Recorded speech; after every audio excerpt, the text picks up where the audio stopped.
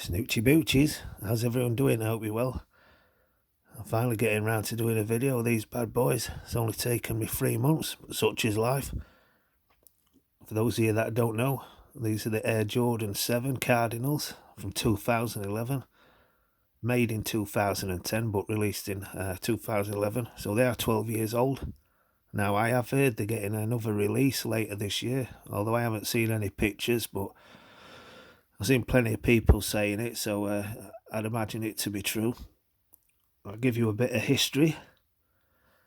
Yeah, this was an original colourway on the silhouette that first dropped in 1992. Now, back then, I'd had the Air Jordan 6 in 1991, and yeah, later on that year, someone told me that there'd been a new Jordan shoe released in the shops, so I went to have a look, and I was quite disappointed back then, they didn't really catch on with me, the Jordan 7, for years and years after, because back then when we was kids, we was all after the tech. And you could see the air bubbles on the Jordans 3, 4, 5 and 6s.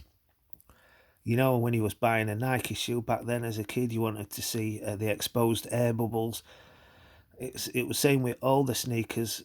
The Reeboks, you wanted to see the Hexalite and the ERS. If you had the British Knights, you wanted to see the Dimacell technology, or if you had the Converse, it was the React technology. It's something you wanted to see, but with these, it was encapsulated in the midsole, and it just looked to me like a cheaper version of the Air Jordan 6. Obviously, I couldn't appreciate the silhouette back then like I do now.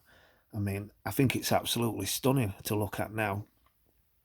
But yeah, this was the first shoe where they kind of got away from the Nike branding.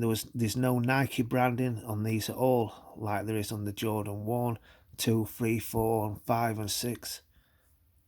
Yeah, it's just Jordan branding. Obviously on the tongue, you got the Jumpman, and you've got his shirt number 23. But yeah, a lot of people say this is bulky, but the whole reason behind its design was Jordan wanted a less bulky shoe. He wanted a lighter, less bulky shoe, and this was what Tink Hatfield came up with. I mean, it's genius, really. No padding in it like the other Jordans. I mean, a tiny bit. It's not really padding. It's like a Hirachi sock liner.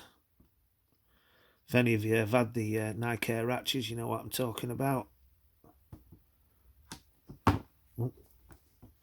Yeah, it's absolutely stunning. Beautiful colourway. And the best thing about the Jordan 7 is it'll last you a long time, a very long time. I've got the 2002 pair of the, well, they call it the Raptor now, but I mean, it's not. It's the charcoal playoffs, isn't it? I'm sure that's right. I forget sometimes, but yeah, it definitely wasn't known as the Raptors back in '92. I don't think there wasn't even a Raptors team, was there, in the '90s? Don't quote me on that, but if you know, let me know in the comments. But yeah, I wouldn't say it's a Phylon midsole. I think it's a some kind of EVA, isn't it? And that's why it doesn't crumble like all the other Jordans that have the polyurethane.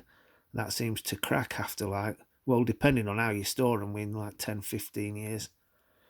But yeah, this is a full foot air bladder. Most Jordans have like an air bubble, don't they, here in the heel and in the forefoot, whereas this sits atop the midsole. So basically, if you take the insole out, and then there's a little bit of cloth. You cut the cloth and you will see a full foot air bladder. Really comfortable. For me, the most comfortable retros, in my opinion, anyway.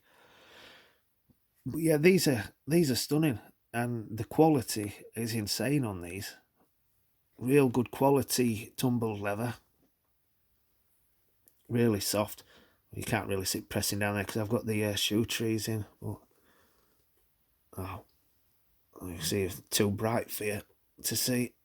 I've got the flash on, but yeah, you can take my word for it that the leather is fantastic.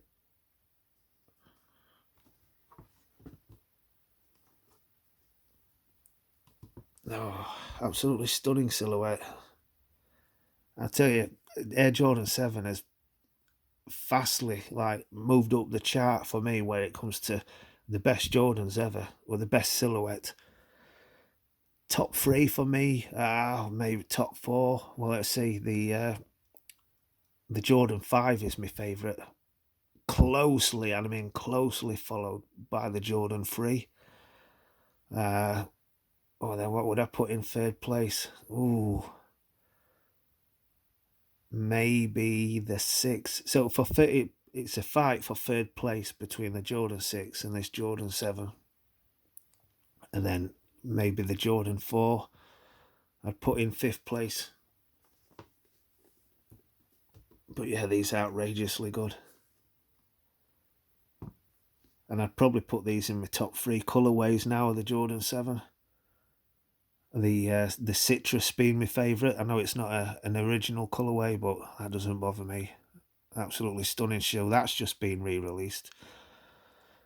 And yeah, the charcoal playoffs, or let's say what they call the Raptors now, that's probably my second favourite colourway. So yeah, this is top 3 now for sure.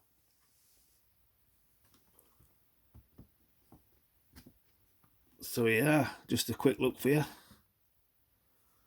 I may do it on feet, I may not. I mean, you've seen it now, so you don't really need to see it on feet, do you? So yeah, if you stuck it out this long, I appreciate it. Thanks for watching, guys. I'll catch you on the next one. I'm out.